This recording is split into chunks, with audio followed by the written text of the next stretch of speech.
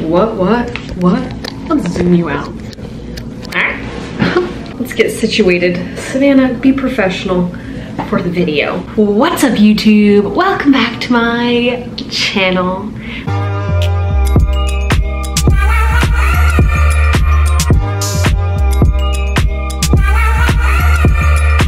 Hi, hello, how are we? Happy whatever day of the week it is for you. For this week's video, I just wanted to keep it real, take a seat, have a chitty chat, and catch up, because it had been a while, and I like talking to you guys, and I hope you like talking to me.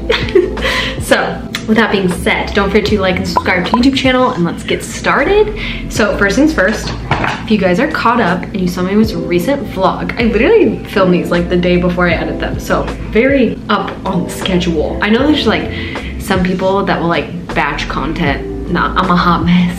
It's what you see is what you get. So I am making a tutorial the next time I put the lashes on, because these have been lasting me a couple days and I'm gonna get my money's worth, all right? So that's coming, because a lot of you guys were like, Sav, show me how to do this. Lashify, sponsor me, dude, because I'm obsessed. On my Instagram, if you don't follow me already, go check it out, savright_. I asked, let's spill some tea in general. Literally ask me anything and everything, I have to answer. First question, when are you getting the OnlyFans? Never. I have no hate towards OnlyFans. Honestly, I am so impressed because it's a very lucrative career. I know some OnlyFans gals and I'm like, you are racking it in, okay? But just for me personally, I just can't do it. I don't want to do it. I don't know. But there's no hate. Gotta appreciate. Girls gotta eat, right? When in doubt, girls gotta eat. Or a guy. So, you're never getting an OnlyFans from me, all right? Oh, why am I getting the creeps on this one? How to train that the armpits are beautiful. I don't understand that. We don't train armpits here, okay? Another one. Rebecca, guys. All right, Rebecca says, do you have a set bathroom schedule every day, if you know what I mean? I do know what you mean. The mornings. All right, next one is, what did you think of Sorority Life? I am in it now for 10 years, concerned if you're in it for 10 years. For 2 years, and it's now getting in the way of fitness. So, personally, guys, what happened to me is, the first 2 years, I loved it. I was a very social girl. So to live, I'm a very girls girl too. So to live with girls and get to go to parties and have friends, like they're like built-in friends if they're in your sorority. And at least that's how mine was, right? Like we're part of something, we have a commonality, so therefore we're friends and we hang out and we go to classes together. It was really fun. And I got to do the cookie cutter, live in a sorority, that kind of stuff. Very thankful for it. But then my junior year, my third year, I was becoming more of an adult. I went and studied abroad, so I didn't see people for like over 8 months. And there was a big disconnect. And honestly, I was not close with my pledge class. And if you're in a sorority, you know what that is. And it's like just the people that like you're closer to because of your age. I just didn't find joy in them anymore. I felt like I was in a different phase. So I would purposely skip out on chapter. I joined CrossFit Club solely the time that chapter was, so I didn't have to go to chapter, and I had an excuse because you get fined money if you don't go to these things. And I just like I think it was my second semester of senior year, so my 4th year at this point, and my mom called me and she said,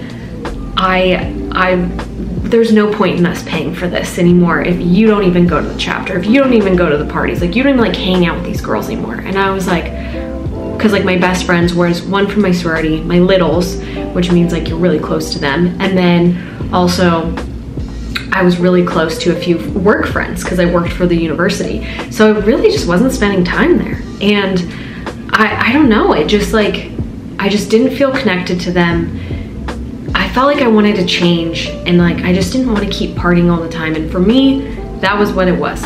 It was fun girls to party with and hang out with when I lived in, but once I moved out of the sorority, we just had nothing in common anymore. So I told my mom, okay, that's fair. And I dropped out of the sorority my last year. And I remember telling my best friend, being like, hey, I'm just gonna drop out of sorority. Like my mom and I have decided we're not gonna continue to pay for this just because I'm not getting use out of it. And my friend goes, okay, I'll do it too. Like you're my only friend in this. So we go. Oh my gosh, it was so funny. We go to the sorority to like sign paperwork with the president.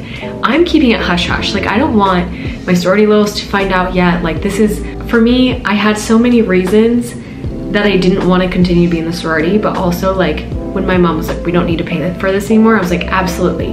Like I'm already on a scholarship. Like this is like added money that I was lucky enough that they helped contribute, and I don't need to waste their money if I'm not loving it. So we go, and I remember it's Valentine's Day for some weird reason. My best friend and I walk in to our sorority, this huge house, and there's 20 girls, and they're going to see a chick flick together for Valentine's Day.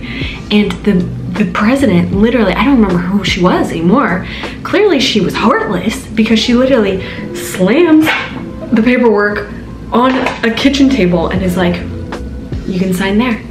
And these 20 girls are looking at us, and word got out that we dropped, clearly, because we're signing that we're dropping. And they were like, I want your sorority pin. And I was like, no, I paid for that. And honestly, I lost it. I don't know where that pin is. I still graduated with my letters, like, and honestly, I did have a girl that texted me after and was like, you dropping out means you will have zero connection after college, and you'll have a harder time getting jobs because you won't have this legacy or whatever it was. And I look back at that, I'm exposing so much about my past right now. I look back at that and I'm like, that is not how I was defined in college. It's certainly not how I'm gonna be defined as an adult.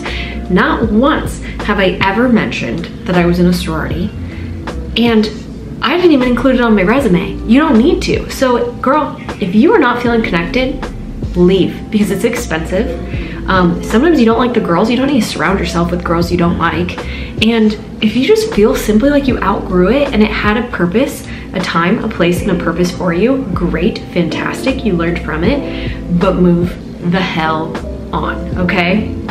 That's truly like my biggest advice, is if you're not connecting, you can either keep it and just not go, like I did for a year and a half, or you can just drop, save the money, and it's just, I don't know, that's up to you, right? Like for me, it wasn't a deal breaker if I'm not like a actual legacy, but like I haven't been back to my college since I graduated. So like I wasn't really into the college situation. So I think for me, I just didn't care if I like dropped. I was saving money. I just didn't have purpose anymore. So that's my biggest advice, and that might be a lot to share, but you asked and we're getting real.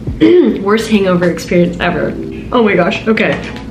So I'll never forget it. So like I've talked about, I went to a wild college that was a lot of partying, and I partaked of that. And remember, it was freshman year, I was going on a date dash, which means you go with like a guy or girl on like a date, and then they basically like buy you alcohol, and like you just hang out, and you always wear matching shirts. I don't know, it's a thing, but I loved the shirts, and I'm pretty sure I have a picture of this date dash. So freshman year, the night before, I go out, and I'm very, very intoxicated. So intoxicated that I wake up the next day and I'm just puking my guts out, okay? Classic freshman move. And I don't know what to do. So I have this date dash coming up that night, and I'm like, oh, there's no way my hangover's gonna last. Like, I'm young, I'm gonna rally. No way it's gonna last until, I think they were picking us up at like 8 o'clock at night. I kid you not, I remember being in my dorm room, getting ready for this date dash with a bucket next to me and hurling. And I still could not drink that night because I was that hungover. And I remember the date dash I went on, it was one of my guy friends from high school. He was having a good time. Let's just put it that. It was karaoke and he was singing, and I was there for it. But I was also just not feeling it. And I don't think I had a sip of alcohol that night. I think I faked it, and or maybe I told him I was hungover because we're, you know, I didn't need to impress him, we were just friends. But I look back at that, and I remember the date dash was power hour, which means you have to drink. I think it's like you take a shot every hour, maybe every 10 minutes. Honestly, I don't remember. I feel like that's excessive. But needless to say, it was freaking comical, and that was my worst hangover experience ever, and I will never forget it. So I've never had a hangover last till the night. Probably like till next day, let's be real. Okay, so my camera died, so I put you back on. Look at Bentley. Don't look at Bentley. It's Excuse me, sir. Okay, next question. I don't know what it is, but the story of your first kiss with Michael. You guys are swinging. Okay, I'm trying to remember. We were in my dad's driveway. Hi, Dad. He watches all my videos, so does my mom. But we're in my dad's driveway at our old house, and he had just taken me on a date, and the whole date, he didn't kiss me. And it was really awkward because he was like leaning close, but he was too scared to kiss me. And we're in his car.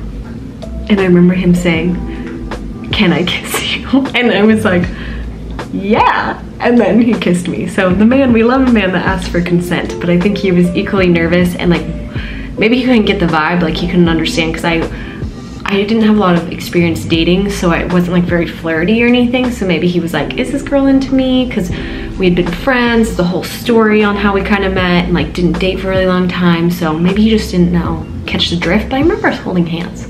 So I don't know, I think he was just nervous, but that was our first kiss. Belly, can you stop licking yourself? Thank you, sir. Tips for someone who just made a fitness account. I just made mine. Maddie Owen Fit, congrats, we love that. Tips is be yourself, stay consistent, and provide content that is useful, some form of information, make somebody smile, like something that they can leave with and feel like they got something from it, right? Like, you don't have to be so knowledgeable. You can just simply post your gym fits, and that's cute, but like, always add value to somebody's life and you'll crush it.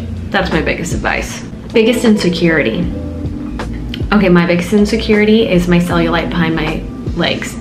It's genetic, and no matter what, I always have some form of cellulite. There are things that can help with it for sure, but I will always have cellulite, and that's always the first thing to come as well. So that's always been my biggest insecurity, but I also just know like what flatters me, what doesn't, and just like that's normal, right? But like, I clearly don't like to wear things that like squish my legs. It's uncomfortable, needless to say.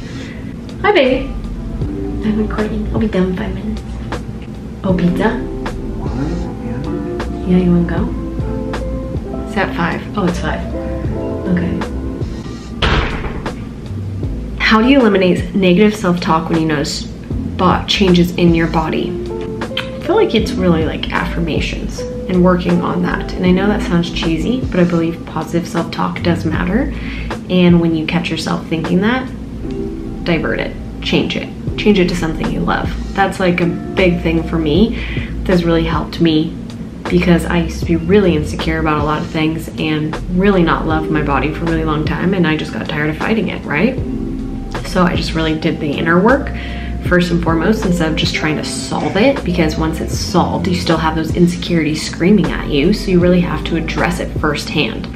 Ooh, getting my boobies done. Best tips, tricks for recovery, and supplies to buy that you loved. First off, excited for you. Love a boob job. Tips is make sure to get all of your medicine beforehand. My doctor did not tell me that anesthesia can sometimes make you constipated. So I had to get medicine like days later when I was like, why isn't this happening for me? And I just wish I would have had that stuff prepped and didn't have to like go to the store or anything. I remember my friend Riley, shout out to her, she literally like threw the medicine up to my balcony and it fell into our neighbor's like porch, like this poop piss essentially. And that's how I became friends with my friend Stephanie. She was my neighbor. And I went down there and I was like, dude, I'm really sorry. And she read it and she's like, oh, I work in medical field. Like, that's really unfortunate. You should take this. And then we became friends. So I'd recommend that. I'd also recommend not pushing yourself too early. I feel like that was something I would try and do because I would get frustrated, where just let yourself heal and the process will go so smooth if you do it. But if you fight it, she can't be mad at you. Supplies that I loved is Gymshark has these zip up sports bras. I had so many of them and I bought a size up. So that way it just wasn't like rubbing on me, because you're like sleeping, you're living in these sports bras for like a month. At least for me, I was. So I totally recommend a full frontal zip up. Very cozy, baggy zip ups as well. If you go to H&M, they have really affordable, cheap types of like zip ups and just wear those for a while until you feel comfortable to like move your arms and all that kind of stuff. Okay, last question is, I remember you said something about lip filler. Are you going to do it? Yes. Okay, so I have the appointment booked. I don't care what the haters say, I want it, okay? I want to try it. I'm gonna try it. It's gonna be something new, very subtle, and I'm gonna vlog the experience. So the hate floodgates will open at that point because I feel like people always have something to say about that kind of stuff. But you know what? We live our life. But yeah, I'm really excited. I was going to do it actually next week, but I'm going to a very special event that if I can tell you, I'll put it down in the description. And I was supposed to get it like the day before the event, and I said, no way. Like, I would see a lot of people at this event, and I was like, I have seen my friends get their lip injections, and then they look like fools the day after, okay? Because it is really swollen and like bruised, and I just was like, there's no way I want to deal with that. So I am getting it, I think it was August, but I'm excited. I'm going to document it for you. It's gonna be fantastic. So, and if I don't like it, I dissolve it, right? Like, I still like them now. I don't think they look bad. I just was like, I've never tried it, why not?